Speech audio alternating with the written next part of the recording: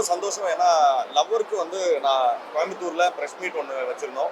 அதுக்கப்புறம் நான் உங்களை கிட்டத்தட்ட 1 இயர் ஆச்சு. இப்போதான் மீட் போன ஜான்வரி வந்தேன். இப்போ இந்த ஜான்வரி வந்ததுல இங்க எல்லாரும் மீட் பண்ணதுல ரொம்ப பெரிய சந்தோஷம். ஸோ குடும்பஸ்தன் அப்படிங்கிற படம் வந்துல சார் சொன்ன மாதிரி தான் இது எல்லா வீட்லேயுமே தினசரி நடக்கிற ஒரு நிறைய சம்பவங்களோட தொகுப்பு தான் இந்த படம். எனக்கு இந்த கதையை வந்து இவங்க சொன்ன விதம் எனக்கு ரொம்ப பிடிச்சிருந்தது. இன்னைக்கு தேதிக்கு அவங்க வந்து ஒரு சாகசம் இருக்கிற ஃபில்ம், ஒரு அட்வென்ச்சரஸ் ஃபிலிம் எடுக்கணும் அப்படின்னு சொல்லி தான் ஸ்டார்ட் பண்ணியிருக்காங்க எழுதுறத. ஸோ என்ன அட்வென்ச்சரை பற்றி எழுதலாம், மலை ஏறதை பற்றி எழுதலாமா, நடுக்கடலை நீந்துறதை பற்றி எடுக்கலாமா அப்படின்னு சொல்லி யோசிக்கும் போது இன்னைக்கு தேதிக்கு ஒரு குடும்பம் நடத்துறதே பெரிய சாகசம் தான், அதை பற்றி எழுதலாம் அப்படிங்கிற மாதிரி இந்த இந்த கதையை எழுதி பிடிச்சிருந்தாங்க. நான் அதோடைய பிச்சிங்கே எனக்கு ரொம்ப பிடிச்சிருந்தது. ஸோ அதனால தான் இந்த படத்தை நான் எடுத்து பண்ணணும்னு ரொம்ப ஆசைப்பட்டேன். அண்டு நான் வந்து இந்த படத்தில் நடித்த நடிகர்கள் எல்லாருமே வந்து சின்ஸ் அவங்க வந்து நக்சலைட் ஸ்கீமில் கிட்டத்தட்ட ஒரு 10 வருஷமா 8 வருஷமா வந்து அவங்க டெய்லி கிட்டத்தட்ட வாரம் ட்ரெயின் ஆகிட்டே இருந்திருக்காங்க. ஸோ எனக்கு தான் வந்து இங்கே மிங்கிள் ஆகிறதுக்கு எனக்கு ரொம்ப எனக்கு ஸ்லாங்கோ இல்லை பிஹேவியரோ எனக்கு தெரியல. பட் ஆனால் அவங்க பொறுமை காத்து எனக்காக வந்து நிறைய விஷயங்களை வந்து இல்லை இது இப்படி வராதுன்னு சொல்லி கொஞ்சம் கொஞ்சமாக எக்ஸ்பிளைன் பண்ணி இந்த பர்ஃபார்மன்ஸ் வந்து கிட்டத்தட்ட ஒரு பெரிய டீம் எஃபர்ட் தான். ஸோ எனக்கு பெரிய சந்தோஷம் இந்த படம் வந்து நாங்கள் நினச்ச மாதிரி இன்டென்ட் பண்ண மாதிரி வந்ததில்லை. அண்ட் ஆல்சோ இந்த படத்தில் ஒர்க் பண்ண நிறைய பேருடைய ஒர்க்குக்கு நான் முன்னாடியே ஃபேனாக இருந்திருக்கேன். நான் இவரோட டைலாக்ஸை அடிக்கடி நான் அப்படி சொல்கிறீங்களான்ற ஒரு டைலாக் ஒன்று சொல்லியிருப்பாரு. அதை வந்து நான் அடிக்கடி நினச்சி சிரிச்சது வந்து நான் என் ஃப்ரெண்ட்ஸ்கிட்டே பேசிகிட்டே இருப்பேன் அதை பற்றி. அப்புறம் சார் பற்றி சொல்லணும். சார் வந்து ஜென்ரலாகவே பொதுவாக நான் இங்கே நக்சலைட்ஸ் டீமில் அவர் எப்படி பார்க்குறாங்கன்னா ஒரு பெரிய மென்டார் போல். ஆக்சுவலாக அதுக்கு எந்த வகையிலுமே அவருடைய கிட்டத்தட்ட ஒரு பெரிய சுரங்கம். அவர் அவ்வளோ நல்ல விஷயங்களை உள்ளே வச்சுருந்து எல்லாருக்கும் அந்த நல்ல விஷயங்களை கொடுத்துக்கிட்டே இருக்காரு.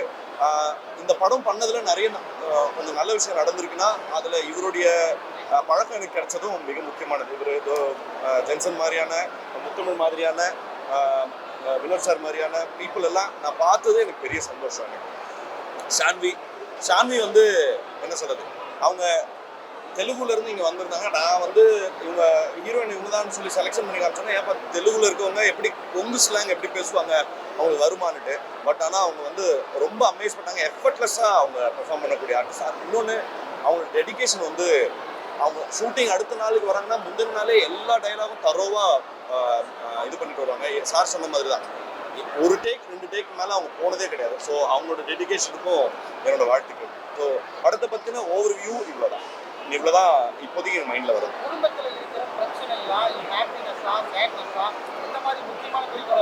இப்போ எப்படி சொல்லலாம்னா நிஜமா ரெண்டுமே ஒரு குடும்பம்னா எல்லாமும் உண்டு தான் சார், சுகதுக்கம் ரெண்டுமே இருக்கும் தான். பட் ஆனால் அதை ரொம்ப சோகமான பூச்சி இல்லாமல் பயங்கர சிரிக்க சந்தோஷமா, இப்போ போஸ்டர்ஸ் எல்லாம் பார்க்கும்போது அதில் ஒரு தொனி தெரியுது இல்லை, பயங்கர சந்தோஷமா காமெடியா அப்படியான ஒரு அப்ரோச் தான் அந்த படம். ரொம்ப பிடிக்கிற மாதிரி ஜனரஞ்சகமா ஃபன்னியான ஃபில்மா தான். அஜித் சார் வந்து என்னைக்குமே அக்ராஸ் ஜென்ரேஷன் அவர் பெரிய இன்ஸ்பிரேஷன் தான், பெரிய ஐகான் தான்.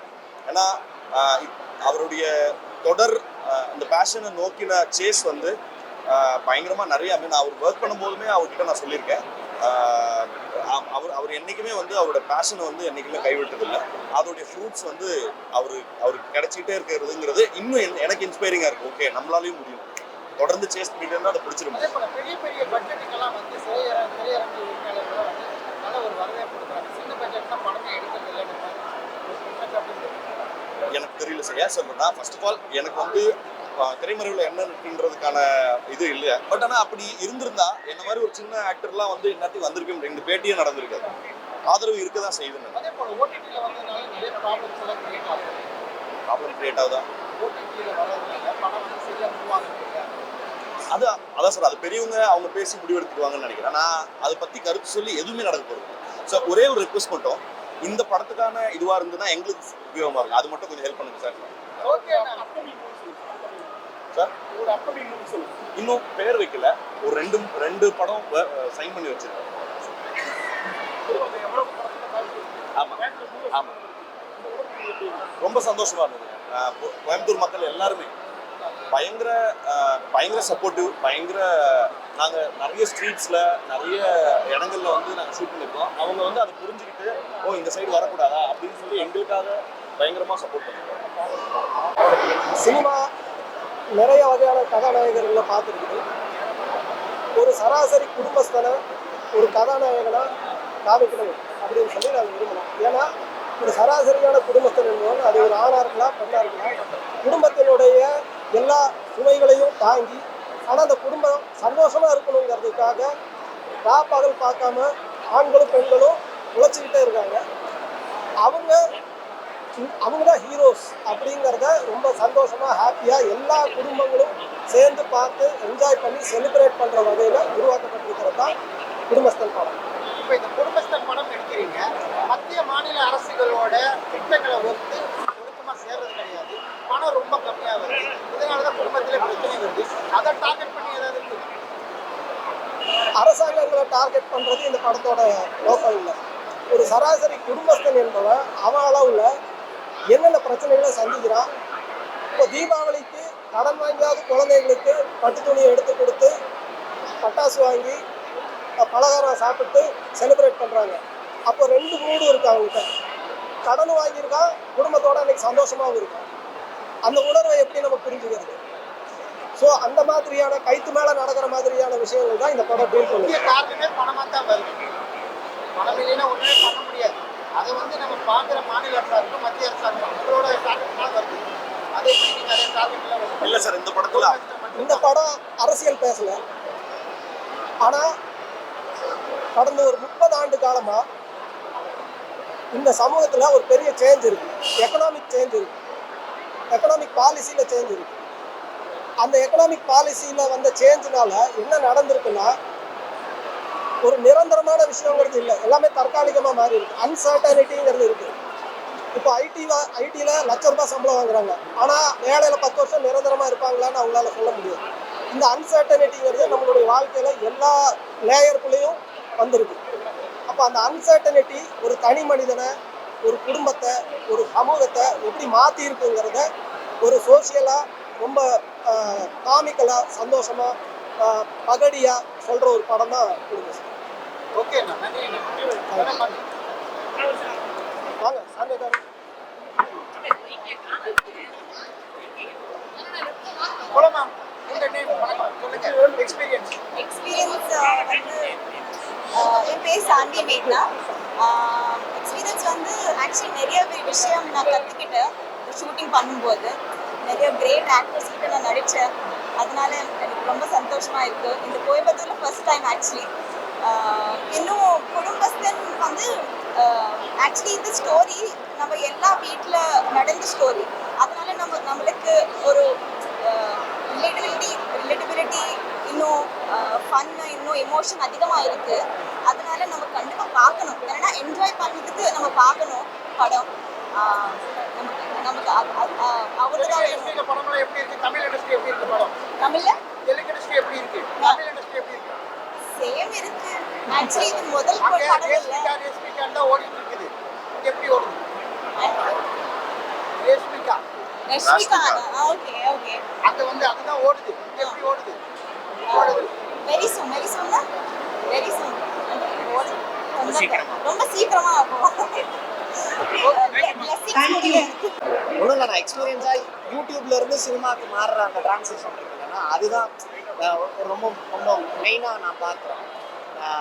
ஒரு டீமாகவே நாங்கள் உள்ளே வந்திருக்கிறது. மணி சார் வரும்போது அதுக்கான ரெக்கக்னிஷன் வந்து அந்த ஃபர்ஸ்ட் ஃபேஸ்லேயே கிடைச்சது. வாழ்த்துக்கள் சார். எங்களோட சேர்ந்து கோயம்புத்தூர் மக்களை உங்களை பார்க்கறதுல ரொம்ப சந்தோஷம். வாங்க. அவங்களோட சேர்ந்து ஆந்திரால இருந்து நம்மளுக்காக ஒரு தமிழ் ஒரு புது ஹீரோயின் வந்து கிடைச்சிருக்காங்க. சாமி மேக்னா இங்க வந்து இருக்காங்க. Hearty welcome. మీకు అర్థమైందా? తమిళ మాట్లాడితే మీకు అర్థమైందా? So hearty welcome. So happy. నేను కూడా మీలాగా మిక్స్ మాట్లాడతా తెలుగు ఇంకా తమిళ్.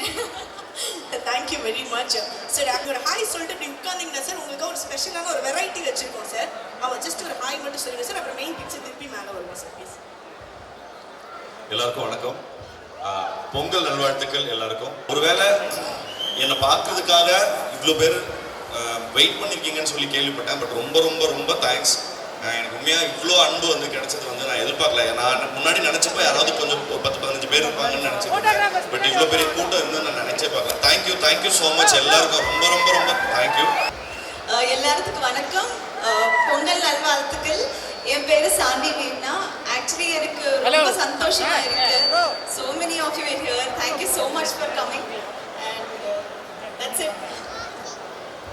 இந்த கதைக்களம் நீங்கள் எங்களுக்கு சொல்லணும்னு அவசியம் இல்லை. பட் இது எதை சார்ந்தது அப்படிங்கிறது அந்த டைட்டில்லேயே தெரிஞ்சிச்சு. பட் மக்களுக்காக குடும்பஸ்தன் அப்படிங்கிறது இங்கே இருக்கிற எல்லாத்தோட கதை தான்.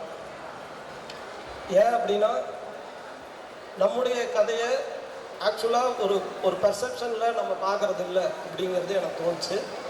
ஸோ ஒரு குடும்பஸ்தனோட வாழ்க்கை அப்படிங்கிறது எந்த ஒரு சினிமாவில் நம்ம பார்க்குற எந்த ஒரு ஹீரோவோட லைஃபுக்கும் குறைஞ்சது இல்லை அப்படிங்கிறது என்னோட ஒப்பீனியன்.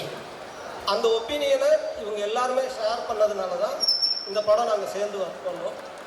ஒவ்வொரு குடும்பஸ்தனும் ஒரு ஹீரோ தான். ஏன்னா ஒரு மாதம் முழுக்க அவன் வேலை செஞ்சு, அது ஆணாக இருக்கலாம் பெண்ணாக இருக்கலாம், மேபி மேன் ஆர் உமன், அது பிரச்சனை இல்லை. ஆனால் தன்னுடைய குடும்பத்துக்காக ராத்திரி பகல் பார்க்காம வேலை செஞ்சு தன்னுடைய பிள்ளைங்களை படிக்க வச்சு தன்னுடைய குடும்பத்தை ஒரு கௌரவமான ஒரு நிலையில் இந்த சமூகத்தில் வாழ வச்சுட்டு இருக்கிற ஒவ்வொரு ஆணும் பெண்ணும் ஹீரோ தான். அதை சொல்கிறது தான் இந்த படம். சிறப்பான பதிவு. ஸோ அந்த பால் கணக்கு, இஎம்ஐ கணக்கு, கார் கணக்கு, வாடகை கணக்கு இதெல்லாம் எழுதிட்டு இருக்கேன். ஆணாக இருந்தாலும் சரி பெண்ணாக இருந்தாலும் சரி 2 பேருக்குமே வந்து சிறப்பான மதிப்பு. பாராட்டுகள் மக்களுக்காக. Thank you Prasanna sir very much. Saanvi, நீங்கள் தமிழ் தெரியுமா உங்களுக்கு? கொஞ்சம் பேச முடியும்.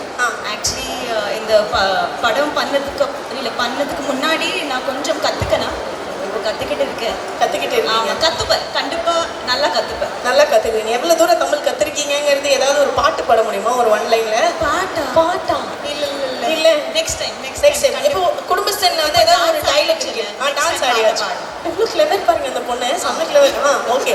ஸோ நீங்கள் அது மட்டும் இல்லை, நீங்கள் வந்து இப்போ குடும்பஸ்தனில் ஏதாவது ஒரு டைலாக் சொல்லிட்டீங்களா தமிழில் உங்களுக்கு ரொம்ப பிடிச்ச டைலாக்? அது மட்டும் ஒரு லைன் இல்லை, ஏதாவது உங்களுக்கு பிடிச்ச டைலாக் எங்களுக்காக படத்தில் ரைட்டர் சார் ஏதாவது ஒரு டைலாக் இருந்தால் சொல்லிக் கொடுங்க சார். ரைட்டர் சார் பாவம் சார் கொஞ்சம் விட்டு கேட்குது சார். இவங்க தெலுங்குனாலும் எல்லா டைலாகும் ரொம்ப சூப்பராக மனப்பாடம் பண்ணி டேக் வாங்காமல் சொல்லக்கூடிய ஆர்டிஸ்ட். சூப்பர் இல்லை? கிரேட். இந்த படத்தில் இவங்கக்கிட்ட எனக்கு ரொம்ப பிடிச்ச விஷயம் என்னென்னா அவ்வளோ டைம் அவ்வளோ எக்கனாமிக்கலாக இவங்க யூஸ் பண்ணுவாங்க. அதனால இப்போவும் ஏதாவது 1-2 ஞாபகம் வச்சுருப்பாங்கன்னு நினைக்கிறேன். ஏதோ ஒரு டைலாக், அது எங்களுக்கு எங்கே வருதுன்னு தெரியாது, நீங்கள் பாட்டுக்கு சொல்லிவிடுங்க.